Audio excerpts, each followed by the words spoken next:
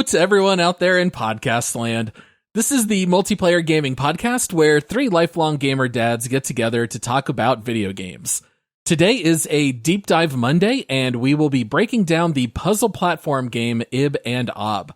But before we do that, please make sure to follow the pod so you get all of our episodes, rate our show 5 stars, and leave a written review. We also have a Patreon page where you can help financially support what we do starting at $5 a month. Anybody who signs up on Patreon gets a shout out on the show and will also receive 2 bonus episodes every month. Come check it out at multiplayersquad.com. All right, then. I am your host, Paul, and it's very hard to make any jokes about this introduction because of the nature of the game. Joining me, he can be our Ibb this episode because, I don't know, he's short and green. It's Josh. Yeah, Ibb lovers unite! Come on, Ibb followers. And then Ibb for president. Ibb for president. Ibb 2024. All right, and then joining us, since Ibb's already taken, I guess that makes him the Obb because maybe he likes the color pink. It's Michael. Yeah, everybody join me on Team Obb. I'm a little taller. I'm better. Team Obb. Obb for president 2024. Let's be honest. Everyone knows that Michael's the Obb one in this group. Oh, man. Ooh. It was right there, Michael. It was like the lowest hanging fruit. Have you been holding on to that for like the whole week, waiting to say weeks, it? Man, weeks. I'll probably use it again in this episode, to be honest, just because it's right there. It's coming. It's coming. Oh my goodness. All right. Well, we're going to jump into the deep dive here in just a moment. But before we do that, we do have a very exciting brand new segment for you all. We have decided to call this our Streamer of the Week. Michael, take it away. Tell the people about this. Yeah. So, one of the things we value most about this podcast is the incredible community that we have. If you're on Discord, people talk about it all the time. They're like, I cannot believe how great this community is. And so in the spirit of our community, we're adding something that's new just for you, because every once in a while we're thinking, we'd like to recommend like a Twitch streamer or a YouTuber that we think our community would really like. And we have really great taste, so you should listen to us. So what goes into picking this? What's our choice for recommendations? We like to select people who play a variety of games that we recommend you play, or play, in our deep dive episodes, or just, variety of fun and popular games. And also, we like to point out people who seem to have a good community that actively, are engaged with their viewers and so forth. So, and sure enough, I want to point you out to... That was a weird choice of word order there. I want to point you out. Stuff happens. I want to introduce you to a great friend of the show who streams consistently on Twitch, and this is Anna Cake Live. So Anna Cake Live, this week she was streaming Diablo 2 Remastered and Diablo 3. Great games. We love them. Talk about them on the show. She's constantly engaging her chat, and we know it's important to you. Just how we always engage you guys on our Discord or wherever else you talk to us. So, one thing also is Anna Cake Live also has a rockin' accent because she's from Germany. So you hit that multicultural button, sure Oh, I love listening to her because I'm just great. like, she sounds so great. But seriously, I'm addicted to her stream, and I think you guys as our listeners will love her as well. So go check her out. Be sure when you go check her out that you tell her that we sent you, because that feels warm and fuzzy. Everybody loves it, right?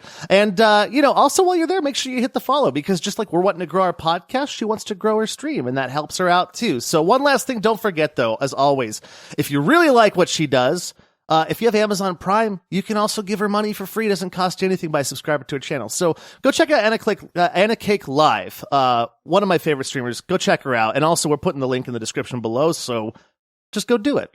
Well, yeah, thanks for that recommendation, Michael. Hopefully people will go check that out. This is a segment that we're probably not going to have every single week, but every once in a while, we just want to highlight someone that, we appreciate their work. They appreciate ours, just to let people know what else is out there. Absolutely. So, that's just kind of the idea here. All right. So now going into our Ibb and Obb conversation here, some people might be wondering, what is this game? I had never heard of it before. It is a little bit older. Came out in 2013.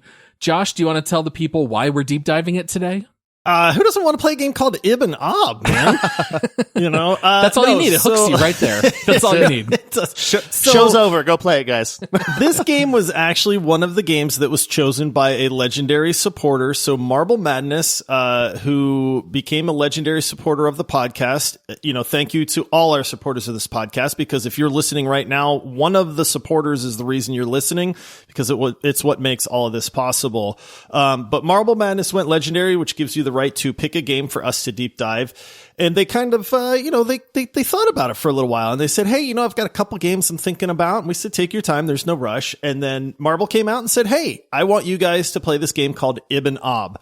And I went, what? Like the what? And he was like, Ibb and Obb. Like, I have never even heard of this game before. And he said, I've played this game. It's a couch co-op game. There's not enough of these games anymore. It's good to I want to hear your thoughts on this. It's a cooperative game. You basically have to play with somebody else.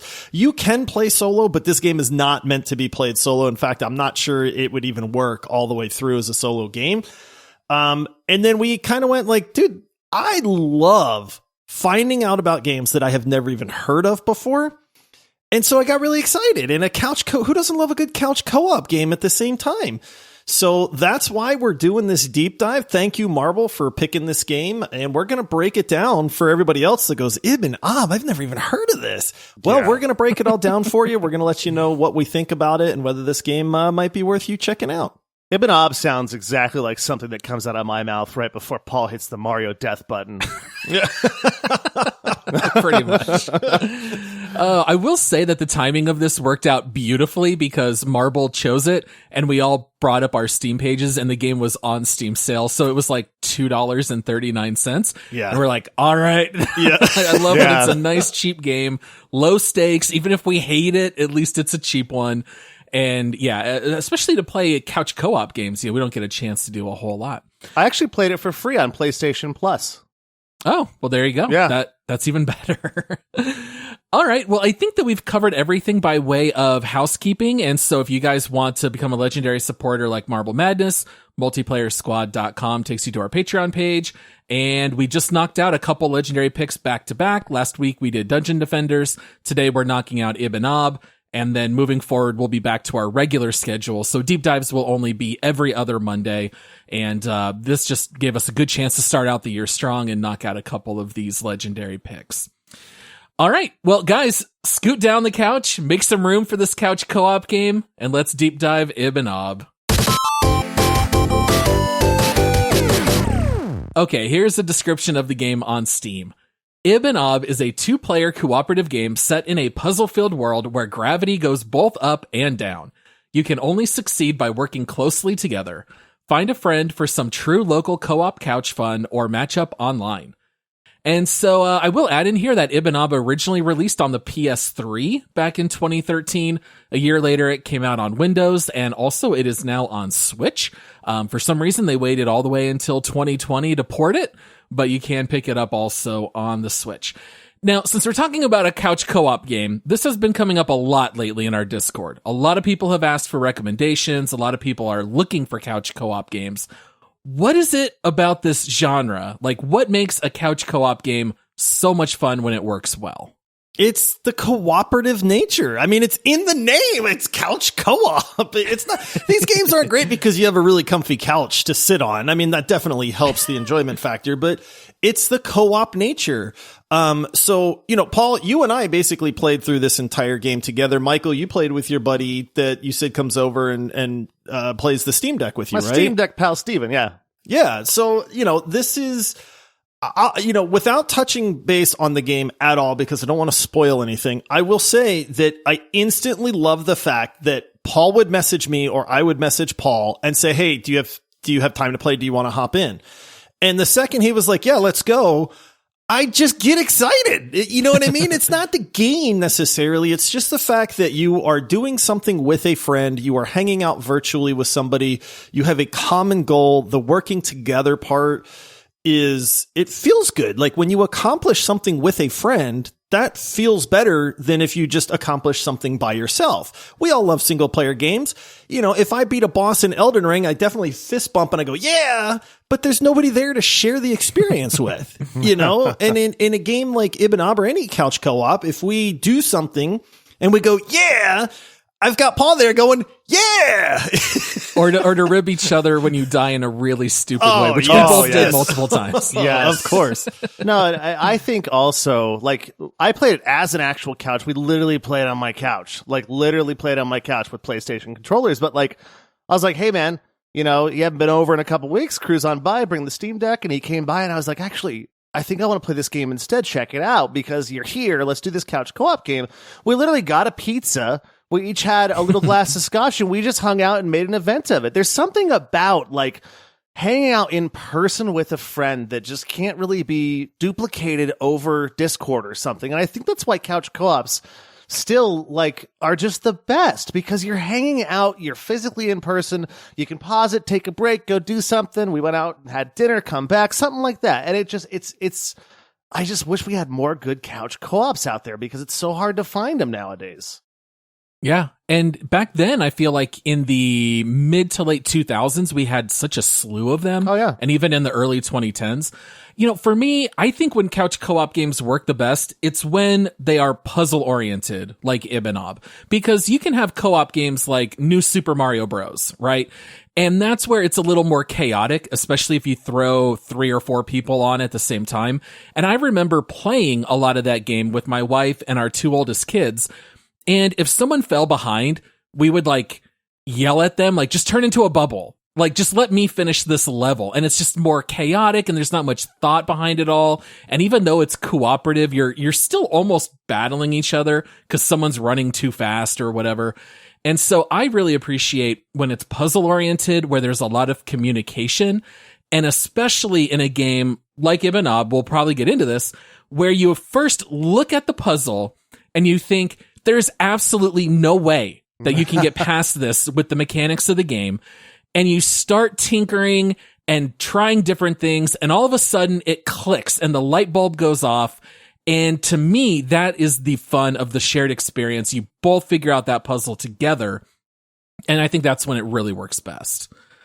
Now, Michael, you mentioned, you know, we don't get a whole lot of these couch co-op games anymore. Why do you guys think that is? Why did this genre kind of die off?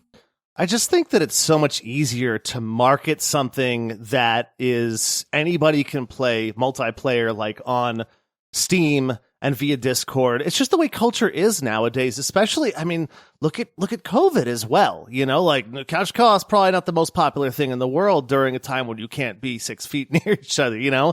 I don't know exactly what happened. I think slowly it was a phase out because we can do this online technology that we just did. Whereas before, we couldn't. If you wanted to play something together, you either had to go over and have a LAN party and bring your computers or your PlayStations or Xboxes together, or you played a game together on the same machine as a couch co-op. I think that we just kind of moved on from it.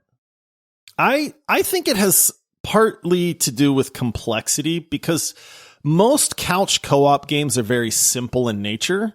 Mm-hmm. And I don't know if it's because it needs to be, because nobody wants to spend the first hour explaining how this game is played, you know, to your buddy, where it's like, hey, you want to play this game with me? Sure. Okay, sit down for an hour while I explain the mechanics to you. Do you know what I mean? Like, honestly, or it's just that, you know, by nature of having dual inputs, you know, on something, that they need to keep it simple, or, you know, maybe it's just, I mean, maybe even innovation to a certain degree. Like these, you know, we've seen all these games, you know, and people are having a hard time innovating. I think the other thing it could be is also, unfortunately, like money driven, because if you have a couch co-op game, you only need to buy one game and anybody can play it. You can have 18 people come over and play this game with you, which means that's 17 copies that they're not selling to somebody else. I love the Joseph Fares games where he, you know, if you buy this game, you get a free copy to give to a friend. Now it's a limited copy. They can't launch the game and play it with somebody else, but that is the perfect solution to something like that. I just don't know if people are craving like more complexity, and that's why the simple nature of couch co-op is dying. I mean, obviously the rise of the internet and the ease of which we play multiplayer games comes into play. I don't need to go to Paul's house to play this game with him. There's a convenience factor there, but sometimes there's a little bit of that magic that's lost in the convenience too. Yeah, I think just an added thought real fast too. One of the first real couch co-ops that I played on the 360 was Gears of War, and it like broke the world open. It's like, holy cow, this game is better if you play with two people. If you played solo, it was kind of just not the same experience. And everybody I know wants more games like that, but it's just not a thing anymore. Yeah, I will say it definitely depends on your teammate. I remember going through the Halo campaign of Combat Evolved, and my brother-in-law couldn't help himself and would always throw sticky bombs on me, and we would lose so much progress to where I hated playing that campaign in co-op. So yeah, I think it also, you gotta have a good teammate with you. Agreed. All right. Now, I do have a couple of facts about the development of Ibb and Obb that I thought was kind of interesting. So this game was actually started by a person named Richard Bosner, and he started it as a graduation project. And a couple years later, it made its debut at Indiecade in 2008. Now, as a side note, there's another deep dive game we did that started off as a graduation project. Do you guys happen to know what it was? Splitgate. Yeah. How funny now that we have two games that were like graduation projects. Yeah. So the names Ibb and Obb were taken from a book called The Well of Lost Plots, where there are two characters that literally have those names, Ibb and Obb, all lowercase. And in this game, it's stylized all lowercase in honor of that. And also the game was originally titled Brothers, which I thought was kind of funny because we have other games already called Brothers now. But ultimately they decided to change it because they wanted it to relate to friends, parents, and children. They didn't just want to like try to limit it as Brothers. So they ended up changing the name to Ibb and Obb down the road. Also, I think Brothers is kind of a forgetful name. Like Ibb and Obb was a good choice. It definitely stands out. And yeah, when you Google it, there's nothing else that matches it. Like, that's one of the things, like, I get that it was funny back in the 60s, but the band called The Band, there's no way you can like try to Google that because it's such a generic term. But like Ibb and Obb is so unique. You can find it anywhere. Now, we always start off our deep dives here talking about story. So Michael, can you please give us a breakdown of the deep lore and story laid out in Ibb and Obb? Yeah, absolutely. So, and that's it. All right, take a breath, Michael. There's these two things called Ibb and Obb. I remember even Josh even jokingly said, because at one point I was like, guys, I don't know how we're going to do a deep dive that's longer than like 12 minutes. And Josh is like, what are you talking about? We can break down who's Ibb and who's Obb. And then that's all he said. And that was the joke. Oh, man. All right. So, yeah, there is no story in this game. This game, you literally launch it, and you're already on level 1. You're already running as Ibb and Obb. Josh, you're going to get the harder job here today with some heavier lifting. This is, I think, one of those games where it's so hard to describe verbally. Like, a lot of people out there might just want to hit pause and take a minute and watch some gameplay. But doing your best, how would you describe Ibb and Obb? Ibb and Obb is so simple at its core. You play this game with 4 buttons. Honestly, like I was playing on my keyboard at first. It's just the arrow keys or WASD to, whatever you prefer. I did switch to controller because it does lend itself to a controller game, but that is it.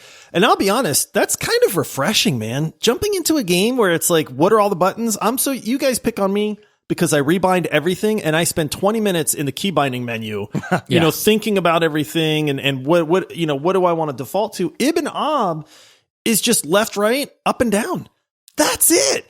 And like you said, it dumps you straight into the game and you're like, I don't know, man. It was kind of a breath of fresh air, to be honest with you. But basically the way that this game plays is your goal is to make it from the left side of the level to the right side of the level. So if you've ever played a Mario game, this is just like that. You are just running to the right and trying to make it to the end of the level. And just like Mario, where you've made it to the end because there's a flagpole, Ibb and Obb has these weird little shape things with faces that I don't know if they're part of the story or supposed to be your friends, or I don't know what they are, but you definitely know when you make it to the end of a level.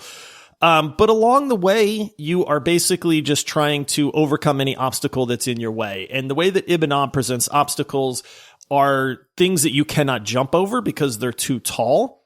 Mm-hmm. Which means you either need to rely on your teammate to stand on their head, have them jump, and then you jump to get that boost, or other things that become the basically the puzzles of this game. We'll get into those here in a little bit. But that is the gameplay in its most simplest form, is figure out how to go from the left side all the way over to the right side, make it to the end of that level, and then just continue on to the next level. You will encounter puzzles.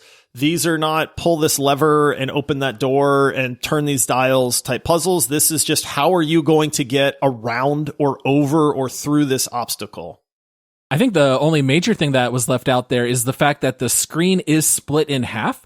And so gravity is just mirrored. So if you are above a certain line, you jump up and your character falls back down. But every once in a while, the game will give you a little portal. And if you just kind of jump through it, now your character is running upside down on that line. And now when you jump, your character shoots downward.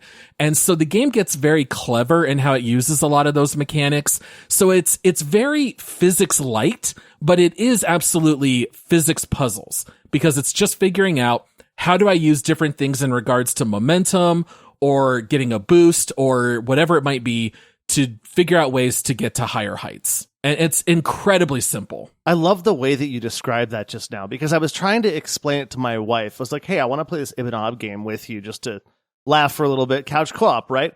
And she's like, well, what are the puzzles like? And I'm like, I don't know how to explain it, but physics makes a lot. It's like everything is physics based, you know? And it is trippy, by the way, when you're the person on the bottom and you're trying to jump over something. Man, it gets you sometimes.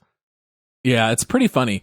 So let's start to break down some of the basic mechanics that they throw to you in this game. So in the very beginning, you know, the game starts off incredibly simple. It just teaches you run to the right. Okay, jump through this portal. Now you're upside down. And then they start to hit you with different things that start to complicate the puzzles, whether it be different forms of enemies or different things that are on the map that you can use to your advantage. Where do you guys want to start with this? Let's start with the enemies first, because I think that's the first obstacle that you actually come across. So there are these little black sea urchin looking things. They're basically the only enemy that you really encounter in the game. They do have different sizes and they do move differently, but that's it. There's not major enemy variety in this game.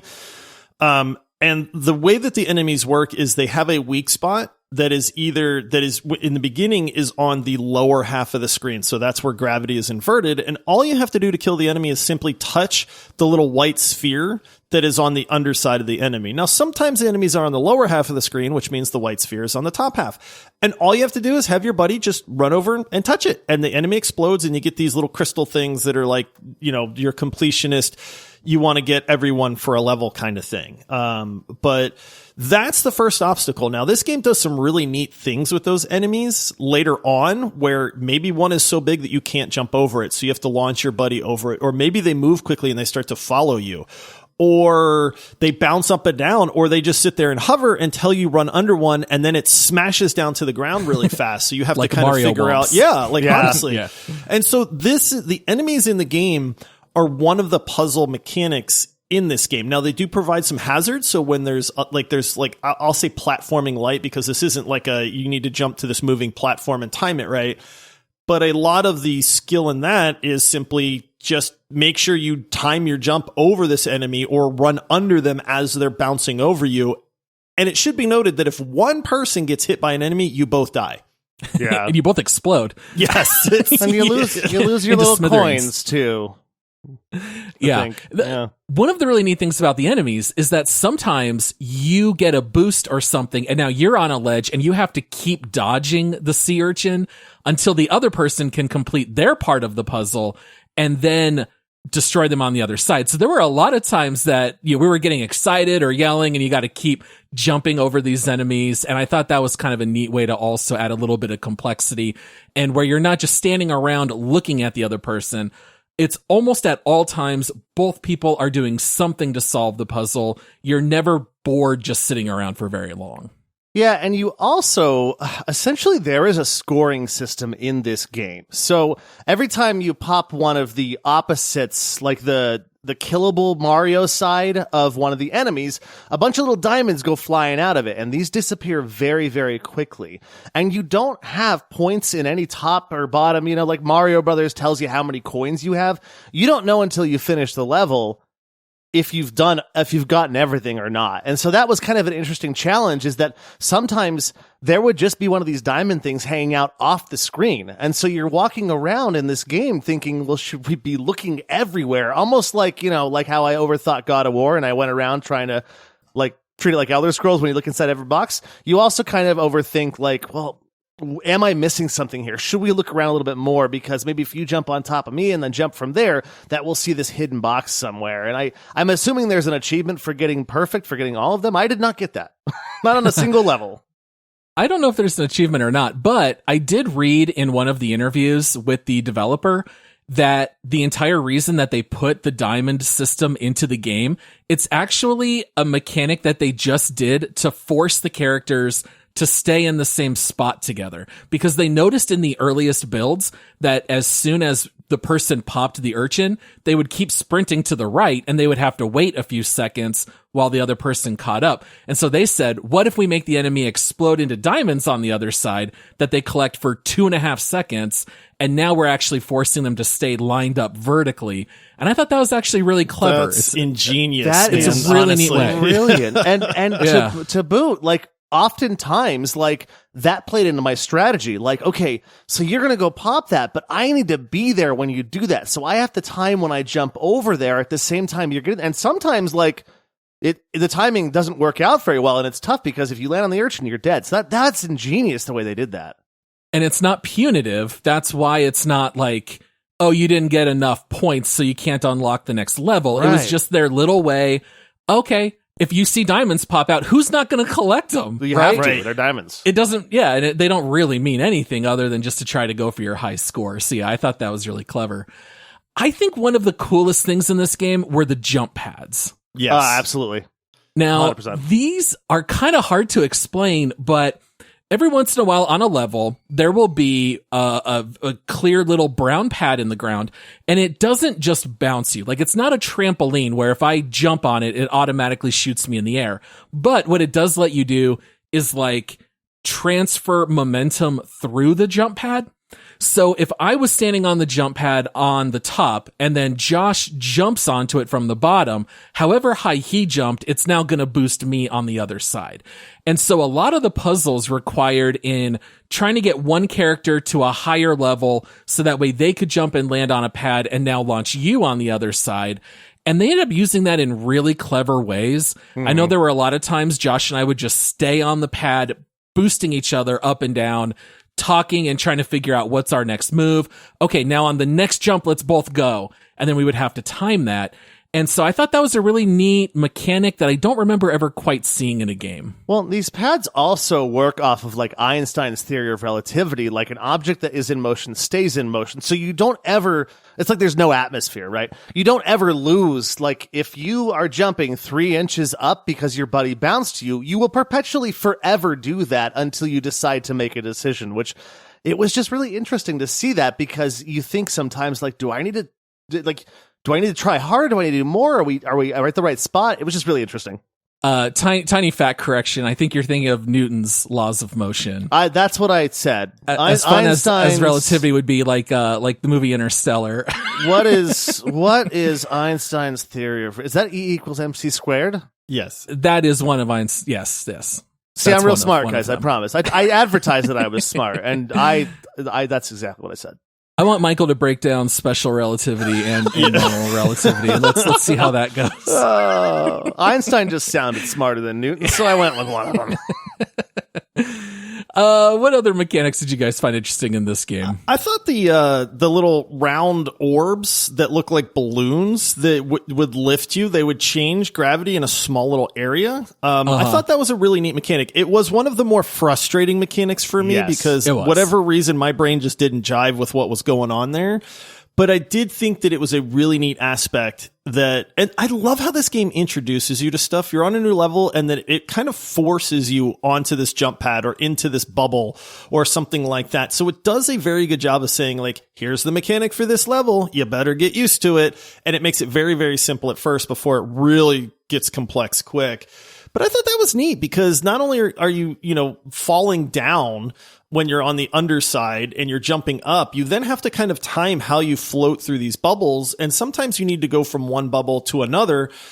And it kind of took a game that's linear, in from that left to right aspect and a little bit of the up and down because you never really go far from that center line to just kind of a whole nother dimension there as far as like, hey, you need to float up high for a little while or use the angle that you're going to start falling from by floating through this thing. I thought it was neat that they added that in there and it kind of changed some of the mechanics slightly in that regard, but it was neat to see, I guess. There was the bubbles I loved and I thought it was ingenious until one part of the game. There was one part of the game and I was like, it took us like 30 minutes, Steven and I. He got lucky on the first try and just happened to, because you have to sail through like 17 of these bubbles. Off the screen, you can't see where you're going half the time. And at one point, I remember putting the controller down, taking a breath, and being like, okay, the rest of the game was fun. This is just frustrating. There is nothing fun about this. I hate it when developers do this kind of stuff. But yeah, one of the other things that I thought was cool is that, we already talked about how there's an underside and an overside, right? And there's this white, like bubbly little line of like little, looks like foam or whatever, where you go from one side to the other. Well, in some cases, this was colored green or it was colored pink, and only that character could go through it, which means that sometimes you had one dude like really having to do really hard stuff, or maybe the other guy, but it just kind of made it so that it wasn't like, I got this real fast. No, the person that had the green character had to do that part, which I thought was nice because there was a couple times where you'd have a green and a pink on the screen at the same time. And it's just like Paul said at the beginning, you're like, how the heck do we get over there? Like, if I have to go through this one and you have to go through that one and they don't, it added an extra level of that go on top and bottom and around things. Yeah, and I think one of the coolest things as the game introduces these mechanics is that the game never just pops up a little tutorial window and tells you, oh, this is a circle. Inside here, gravity reverses again. So, they don't do that. It just makes it not even necessarily super clear what you're supposed to do, but all of a sudden you realize I can't get to this platform. And then it's like, wait, what's that giant circle? We haven't seen any of those before. Maybe I can jump into it. And then all of a sudden you boost your body and then you realize, oh, that's what it does. So the game never holds your hand, but at the same time, they don't just like introduce things that are impossible to understand. I think everything in the game is rather intuitive. I kind of feel like good games like Rocket League, they're easy to understand and hard to master. And I think this game kind of brings that in spades. If I wanted to be a little bit nitpicky of what I think they left on the table, they did not work in the characters' heights enough. Because Ibb is very clearly shorter than Obb, but that's really only used that I can remember twice in the whole game. That's twice, yeah, I think. Yeah, like there's one little area where a sea urchin is gonna roll over a character, and if Ibb stands in this little notch, it'll go right over him, and Ibb still gets hit straight in the head. So there's like only one or two instances of that. I thought for sure we were gonna get more parts where that was gonna come to matter, and it never actually did. I was overthinking that a lot too. I was like, oh, that's a little bit higher over there. I'll bet I'm supposed to do that. And it's like, no, it didn't. We just never really did that, Yeah. How long did you guys look at your little buddies, the little bouncy balls, and think, what am I supposed to do with these things? Only to realize that they really didn't have a purpose. I just smashed them. Yeah, I was like, kick them through the air. They squish when you land on them. Okay, we're supposed to squish these things. Yeah, I figured that too. Like, what? They did end up serving a utility late in the game, but yeah, maybe that's one of the few things we won't spoil here. All right, well, we're going to take a short break, and we'll be right back with some more Multiplayer Gaming Podcast. Okay, we are back. Now, believe it or not, as you're listening to this might surprise you. This game does have a single player mode Josh did kind of mention that before. Shockingly, some people are very good at playing this game single player. I started off playing that way, I thought just as a joke, and I thought I was like doing something most people didn't do. I opened Ibb and Obb, and the game tells you if you're playing on PC, one person can use WASD and the other one use the arrows. And I was like, oh, I wonder how this game works. And I just started controlling both characters. And the beginning is so easy that it was, easy enough even for me to do on the first try. But then I did end up watching some videos on YouTube, and there are people that will use the dual sticks on a controller or on a PC by themselves, and they beat the whole game, which really kind of breaks my brain thinking how someone can multitask and finely tune timing for all of that. That seems crazy to me. Dude, there's people that play Elden Ring on bananas too. There's just some different breeds of people out there. Like playing Ibb and Obb solo, I think would be almost akin to that. We'll get into some of that here in just a little bit, but I cannot imagine trying to play this entire game solo. Absolutely not. I did read a couple reviews from when this game first came out, and Game Informer said, this is not better with a friend. It's only play with a friend. Yeah. And I think we would all agree with that. That's sure. You can play it single player. That is hard mode, but I don't think you'll have as much fun. It's going to drain the fun out of it, and I think it's going to become work. All right, so I think we kind of touched on this, but just to maybe solidify here, do you think that this game is okay to play remotely on Steam, or do you have to be on the same couch? I would prefer to play it on the same couch, but I would be totally fine with playing it remotely. Yeah, I mean, Paul, you and I did play it remotely. I thought it was perfectly fine.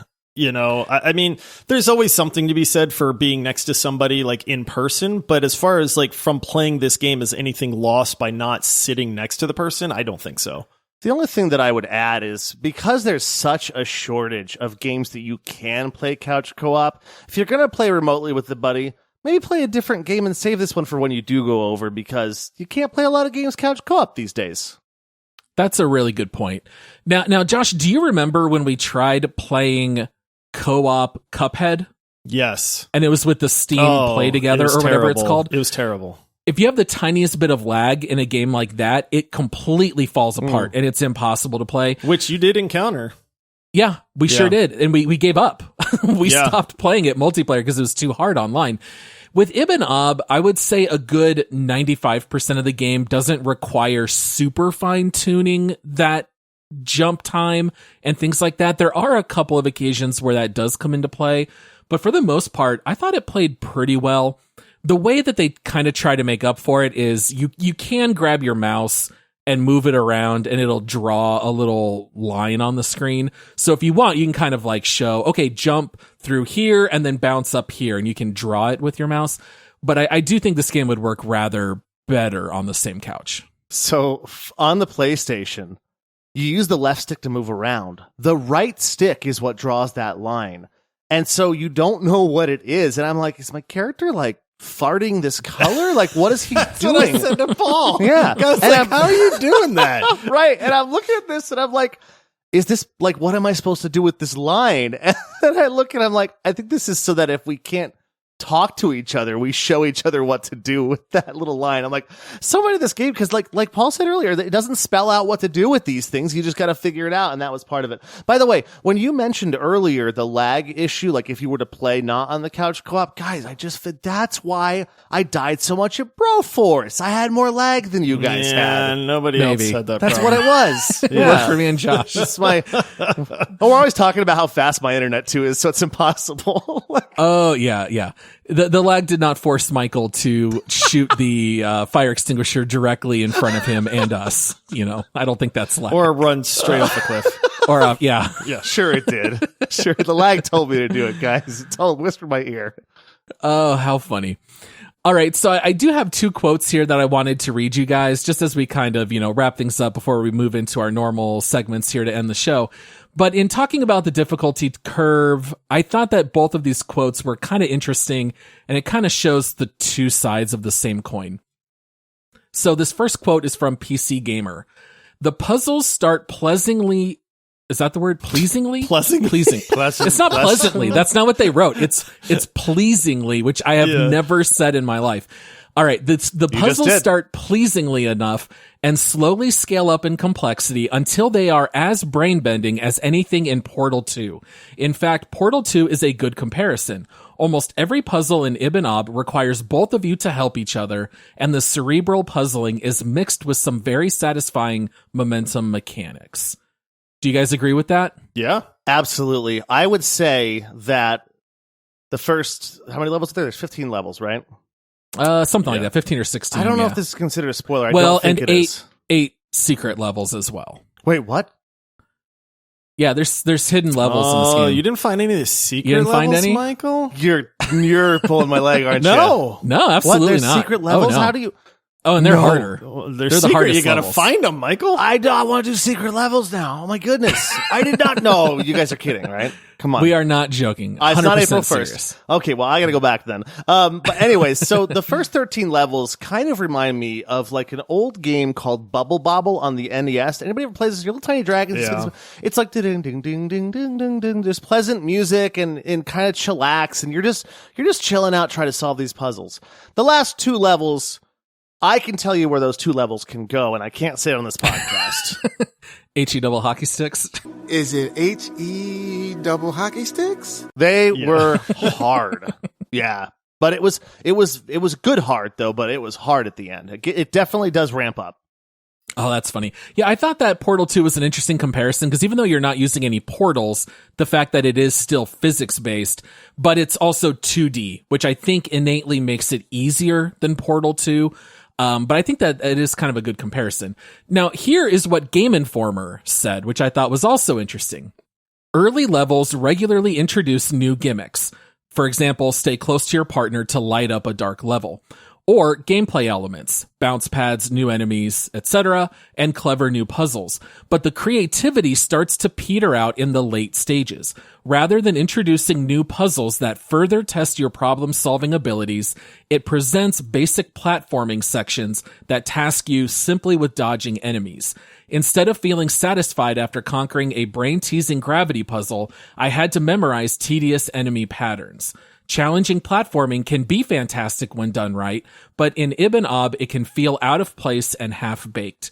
What starts as a smart puzzle game that features platforming starts to feel like a ho-hum platformer by the end. Boo. Boo, I say. Here's why. I do hear what they're saying. I understand. I understand what they're saying. And this is kind of why I waited to chime in on the difficulty talk on this, because here's the thing with this game. Yes, it starts off easy. The music in this game, because we don't have time to get into the music and the graphics a whole lot, it's beautiful. I found it to be a beautiful game. The music is simple super but cool. beautiful. One level, I even commented to you, I was like, Paul, this music is my jam. I felt like I was in some weird techno-y alternate universe or something, man. So aesthetically, this game is very pleasing. And it starts off that way, which I think is misleading to a lot of people because they think this is just going to be a chill kind of trippy co-op experience. And then you get about halfway through the game and you start having to use your brain. And then you go, oh, okay, well, that wasn't that bad. But then at the end of the game, they put it all together and these puzzles get hard. Yeah. I mean, they get hard, man. Paul and I are 2 smart dudes, you know, and Mike, I'm not leaving you out on purpose. It's just that I played with Paul, so I don't know how smart you are in this game, you know. Multiplayer gaming podcast, 2 smart dudes, you know? and Michael, who's about half as smart as half of you on your half best day. Yeah. Wait, but what? Paul, I mean, we're 2 very intelligent guys, and we were like, what the heck are we supposed to do? We got in our own way a lot as well. Did. We tried making some puzzles too complicated. I think we actually broke a puzzle in the solution that we weren't supposed to do. Like, no lie, Paul and I had the most amazing timing jump ever made where I jumped off of him while he was falling past me, jumped off his head and made it to a ledge. And then from then on, we're like, wow, these puzzles are hard. So then the next time I'm like, well, I got to jump off your head again. And we finally broke down. And I will admit, we did Google the answer to this one puzzle because we could not figure it out because we were trying to do what we did before, which was almost like a glitch. You know, and we were like, but then we saw the solution. We're like, We're idiots. We made that way harder than it needed to be. Was it one of the parts where you have to like slingshot around a few times, like and jump cleverly? Well, that was the problem. we were forcing a massive like gravity loop where one of us would get on a high ledge and then hit a jump pad, and then Josh at the bottom would do like a serpentine move and then shoot out the portal up to the top and then all the way to the left and land on another jump pad that I would run to. And finally, that's why we started on the wrong foot. Like, we started off with, okay, clearly Josh has to do this serpentine move. And we were so hyper focused on that we completely missed the fact that, oh, you just boost one person to the right and the other person just stands on this pad and they can shoot all the way to the right and the level ends. And so it was just so funny that just by having the wrong step one, we wasted a good 20 minutes, and that's when we broke down and said, all right, let's check YouTube. And then we just could not stop laughing. Guys, Steven and I did the exact same thing. Did we're you? looking at this and I'm like, there's gotta be like, what do we do here? Like, this is getting ridiculous. And I think that was the one time we broke down and we're like, we have to, because we were not going to do it. It's like level 13 or something too. Like, it's late in the game and we were like, we're not going to look it up. And it was like, we had to, and we felt so dumb. We felt so dumb. Yeah. This game will do that to you. All right. Well, that shares a little bit about what we think about Ibb and Obb. Josh, you got a couple community reviews to read? I do. As we always do with every deep dive, we always like to give other opinions on the games that we cover. We're going to give our opinions here in just a little bit, but we like to kind of say, hey, what does the community think? What are some of the negative reviews? What are some of the positive reviews? And so I always pull a few of those. So this first one is not recommended. This person has 3.5 hours on record, which is not quite enough to beat the game, I would say. No, it's not a long game, but maybe halfway, a little bit past halfway, maybe. But so they say it has a cute style, and this game is fun and a nice casual co-op at first. But once you get into the difficulty ramp ups, and I think it is too hard if you are looking for a game to play with people who are casuals, which is what I wanted from this game. So this guy basically got to where it gets difficult and went, that's not what I was looking for. Right. And then just said, that's not for me. We're not joking when we say some of these puzzles are hard, man. Like, they're not unsolvable by any means, especially if you're willing to just try a lot of different things. But there is a significant ramp up in your ability to solve these puzzles easily. So I never felt like it was punishing. Right, exactly. It was more just were we overthinking it, or we're so stupid we didn't see that solution right in front of us kind of thing.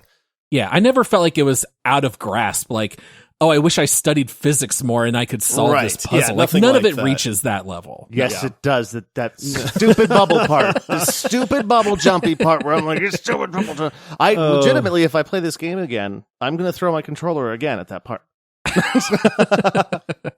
All right, this next one is recommended 7 hours on record, so that's about what I would say they beat the game. And it says, incredible and cute puzzle game. You can play it alone, but I'd honestly advise to play with a teammate. The co-op is much better and funnier. Some puzzles are a bit tough sometimes, but a good teamwork can solve any of them. It's a typical PS3 indie game. Original, fun, cute, and relaxing. Just awesome if you want to have a great time. I strongly recommend it. 10 out of 10. Amen. Yeah, I mean, I don't disagree. Yeah, it's there's not a ton of games like this anymore, and their kind of reference to the typical PS3 indie game was a good throwback to that. Yeah, So, I was surprised that it came out on the PS3 because when I searched for it on PlayStation, they're like, it's not on PS3 or PS4 or PS5, and I'm like, okay, I guess I'll play it on the computer on the decks, and then I found it in like if you have like this PS Plus, you can play any PlayStation 3 game for streaming it. I'm like, okay. yeah. Older than I thought. All right, this next one is recommended 3.3 hours on record, and it says, this game is a delight. It's simple and challenging in just the right amounts. Most of the puzzles stumped us when we first encountered them, but only for a few moments, never long enough to feel frustrating. It's a cycle of, wee, what? Aha, wee! Verbatim. Yeah, That's what the review says. I love it. This isn't something I would normally praise, but I also appreciate the lack of a backstory or anything like that. You just drop in and go. It gives the game an admirable clarity of focus. Ibb, Obb, and things that make Ibb and Obb pop. What more do you need? Good stuff. Yeah, that's a good point. Like, can you imagine if they had some kind of cutscene and Ibb and Obb have a third friend named, I don't know, Knob or something that got kidnapped and you're trying to get them? It would be so stupid. Yeah. Like, I do love, literally, they just tell you these are the buttons, and it's not even really 4 buttons on PC. It's actually 3 because up and down both just jump. And that's all they tell you. And then you just start playing. It's great. That'd be like a comparison. Overcooked. Like, why do we have the meatball story with the just let us solve the puzzles, you know? Like, why is this here? The worst part of Overcooked is mashing the button trying to skip all the cutscenes. Right. So yeah, it's the worst. Good point. Yeah. All right, this last one is not recommended, 5.8 hours on record. This game started off really fun as a co-op game with my partner, but by level 11, you need a third player. No walkthroughs on YouTube explained how to do it with just 2 people on PC. Now, this is funny because they thought, like, we need a third person to solve this. And it's like, no, you just, you just didn't solve the puzzle. So. I had to pull that one. All right. Okay. So that is some of the reviews from the community. Now we play a little game where we try to guess the overall community rating for this game. We use the Steam score system of 0 to 100%. Who won last time? I think it was Paul. Paul was back in the winners column. All right, Paul. So you're guessing first. All right. I think this is going to be relatively high, but I don't think it's going to be like overwhelmingly positive or anything like that. My gut just says 89%, and I'm going to stick with it. 89%. Okay. All right. Michael? I have no idea. Can I buy a vowel? Sorry, too many. Michael has been playing a lot of Wheel of Fortune on PC lately. He did tell us. Yeah, listen to the Squadcast. So, yeah. By the way, you can get access to the Quadcast if you multiplayersquad.com, not multiplayer podcast, but for nonsense. Michael wants RSTLNE. I do. Show him which ones are up there. Yes. I want to give it a. I don't want to do this to Paul, but I also do want to do it to Paul. I want to give it an 88. Ooh, I like it. I never do those where I go one below. I did that one time and I felt really bad about it. So since I have no idea, I just want to win. I won. I got a taste of victory one time 2 games ago, and I want it back. Oh, I really hope Josh wrote down 87. It would be fantastic. I actually wrote down 89%, which you stole from me, Paul. And so since Michael didn't want to admit to being devious, I'm going to sandwich Michael so he has no chance of winning this. And I'm going to say 87%. Sorry, Michael. Is that how it works? Yeah, Can we check the bylaws? That'd be the most adorable sandwich ever. The actual on this game is 91%. Oh, over the 90s, which means that Paul, you win again. Don't call it a comeback. Don't call it a comeback. I've been here for years. I'm rocking my pants. You know what's hilarious is the number I was going to pick was 91. Like, no joke. I was like 91. I'm like, no, I want to be devious. Sure you were, Michael. Yeah. So All right, time Paul. was devious. Well, it is your right to take us into this next segment. Oh boy. All right. Are Ibb and Obb humans? I don't know who to hit on. I would totally hit on Obb if I was Obb? Ibb. So Fair enough. All right, let's hit that music. Hey there, Obb. Do you like raisins? How do you feel about a date? All right, this segment is called Make Love, Marry, or Murder. This is where all 3. Wow, I get to keep introducing this segment, guys. I feel like I've been doing it every week. All right, all 3 of us give this game our individual rating. Is it marriage material, where you would say marry? Is it a game that you can have some fun, but you don't want to commit to it long term? Or maybe it's only worth getting on sale? Then that would be make love. Or is it murder material, where we do not recommend it at all? I'm happy to go first. I'm going to say, as much as I did enjoy it, it is price dependent. For us, getting it at $2.39, yeah, that's an absolute steal. Absolutely. That is marriage. Everyone should play it. The game is short. Josh and I played 3 sessions that were like 90 minutes each. So it is rather short. And this game does normally go for $11.99 for one copy. I think that might be a bit too much. You can do $13.99 for a double pack where you get to send one copy to a friend, but it's not like a guest copy. You just gift it to one person and they're the only one that gets it. So I'm going to say that if it's full price, it's Make Love. If it's on sale, it's Marry. If you're going to force me to say one or the other, I would say Make Love, but as high of Make Love as it can be. Yeah. It's like Engaged. Yes, engage Right, it, yeah. and then maybe you run at the altar. Maybe, but that's what I'm gonna do. Runaway Bride. Yeah, Runaway Bride. Richard- That's my rating. We don't get to Runaway Bride. name drop Richard Gere movies very often on this show, but we just did it. No, good old Runaway Bride. Haven't seen that one in a while. Right? Probably for good reason. What about you, Michael? What's your rating? This is a magical game. It's magical in so many different ways. Not often do you come across a game that you can play with your dad, if you're like me in your mid-40s, your friends, your wife, and your children. Anybody at any age really can play this game. And I think at, what did you say, $11.99, the price point? Yeah. I'm still absolutely marrying this game at that price point. I think that it's just, it was magical. I don't even know how to explain it except for it was magical. Like the puzzles are, everything about it gets increasingly difficult as you go, but not unmanageable. And when I was complaining earlier about the last two levels being really hard, it's a short game. You can make the last two levels super hard. Give me a strong challenge. I did find it a little bit annoying that one guy's comparison of like a platformer. There was a couple parts at the end where I felt like it was a little bit aggressive platformer and there wasn't really a puzzle in there. But aside from those two minor gripes, I had so much fun with this game. I will absolutely play it again. I can't wait. And I don't remember all the puzzles, so if somebody comes over, or I can play it with my wife if I want to. Or if just a buddy of mine comes over in a year and I'm like, let's play a couch co-op, I got a good one. And I think for that reason, even at $11.99, I think it has pretty strong replayability. And I think for that, I gotta marry it, and I'll play it again. All right, fair enough. Josh? I love a pleasant surprise. Having never even heard of this title until we were forced to play it. You know what I mean? I had no idea what to expect. The first time I played this game, I played it with my daughter because I said, hey, I want to boot this game up and you have to play it with me. So we just shared the keyboard and played together for the first two levels. I mean, she plays games, but it was instantly, we both knew exactly what to do. I love the ease of just dropping into this game. Michael, you mentioned it with your dad. Anybody can pick this up and play it, which is a rarity these days. I found the aesthetics of this game to be super pleasing. Like I said, the graphics and the music are great. I think for me, this is an easy marry, honestly.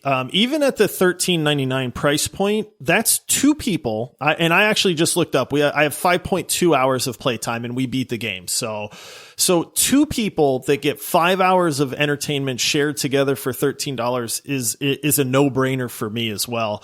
I understand the thought process that sometimes this game can be difficult. There's no way my youngest daughter would have wanted to finish this game with me. Yeah. You know what I mean? Because she would have just gotten frustrated and left at that point, but she could play it with me.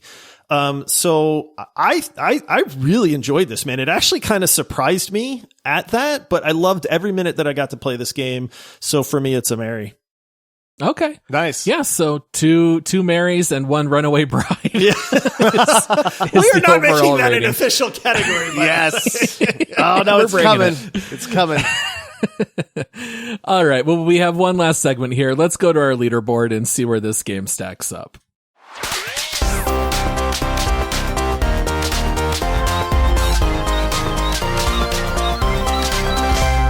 All right, in case anyone is new to the show and isn't aware, we have an overall master leaderboard where we rank every game that we do a deep dive episode on. If you want to check it out, it's at multiplayerpodcast.com. Guys, we have now covered 87 games. I feel like this number just keeps getting so much higher so fast. Time goes quick. It's crazy. It's like every time we do a deep dive, we add one more to it. It's crazy. I know. So as opposed to Make Love, Marry, or Murder, two smart guys and Michael. Quote Einstein.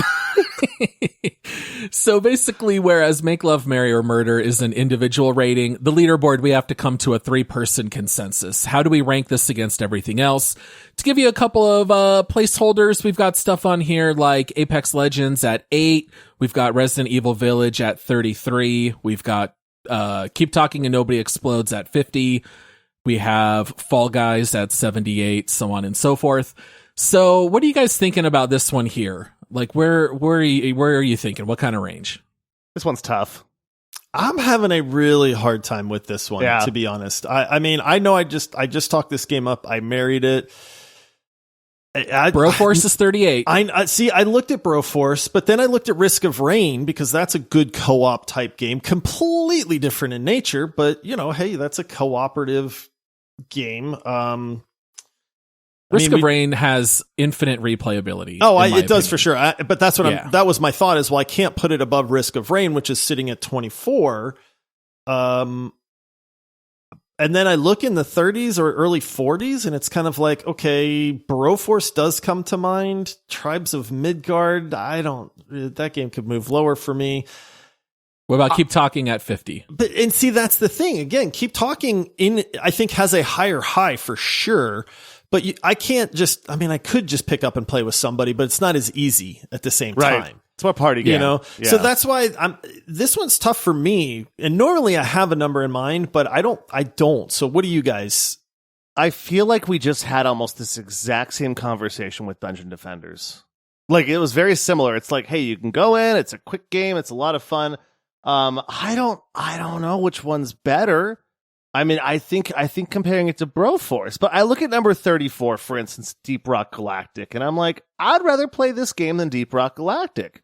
Just because it's fresh, it's so unique and so different, and the ability to do a couch co-op is just, maybe I'm spoiled by it because it was so much fun in that aspect. So I don't know where to put it, but I think maybe like 34 or 30 or right next to Dungeon Defenders at 29 or 27 or 28.